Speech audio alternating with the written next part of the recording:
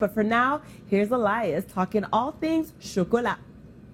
Thank you so much, Catherine. Indeed, I'm talking chocolate. And if there's one thing you need to know about our guest this morning, is that his Twitter handle is Dr. Pleasure, at Dr. Pleasure. That's all you need to know. Jordan LaBelle joins us. He's a professor at Concordia University in food marketing. You did your PhD in chocolate. So for the kids at home, you can study anything in life. You can actually study chocolate. So this is really interesting to me because I'm a chocolate lover, and it's Valentine's Day. People love chocolate.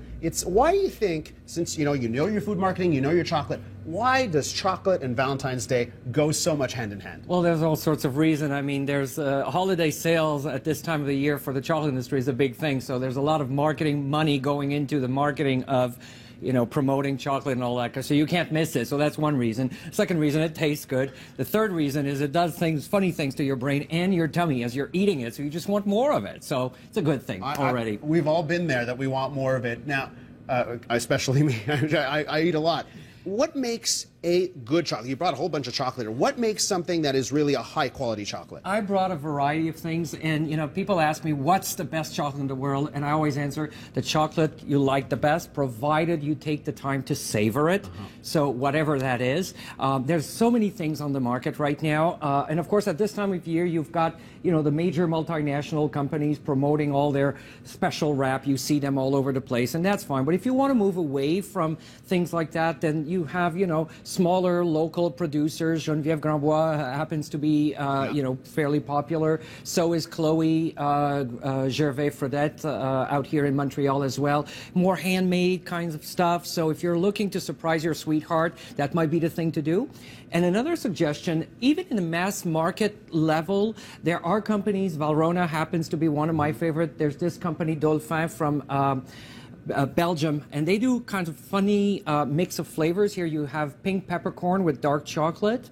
And if you want to surprise your sweetheart, here's a little trick. You get some dark chocolate and you pair some dried fruit with it, because fresh fruit have some acidity that might be an overkill on fine quality chocolate. So you want to go for the dark chocolate, 60% and above.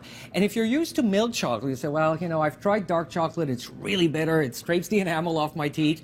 Then don't go for the 85, 90% dark chocolate. Go for something 60, 64%. You might just be surprised. And here I've brought some dried cherries, which is a nice pairing. You can have that with a piece of dark chocolate. You'll see it's nice and smooth.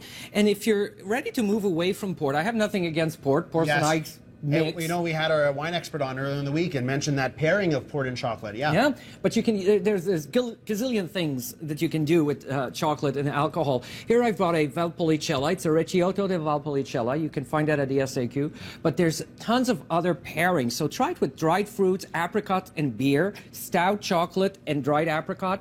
It's a match made in heaven. So are you saying to me that what we do usually is we don't enjoy our chocolates, like we don't savor them, we don't let them sit on that tongue enough, and we don't try and think about maybe the pairings that we should probably do? And just to put this in context, a lot of people don't realize where chocolate comes from. It comes from a fruit, and I brought this is a cocoa pod. It's dehydrated now because I carried it with me.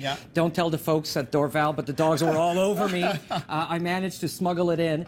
This is actually from Mexico, and this is a pod you'll pick off the cocoa tree. You split it open, and then you get these beans, which of course are not dried. These are dried beans. You roast the beans, and then you get what's inside the beans, which are called the nibs. Okay. And then the nibs are run through rollers to create this very, very fine powder to eventually produce the cocoa liqueur or the cocoa mass. So you might have seen this in the ingredients list on your favorite chocolate, cocoa liqueur or cocoa mass.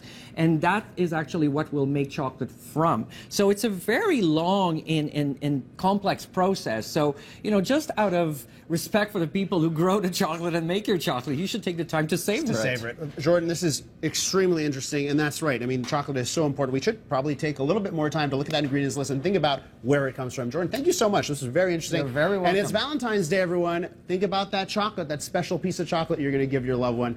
Thank you so much for joining us. You're welcome. Still plenty more to come right here on Breakfast Television on City.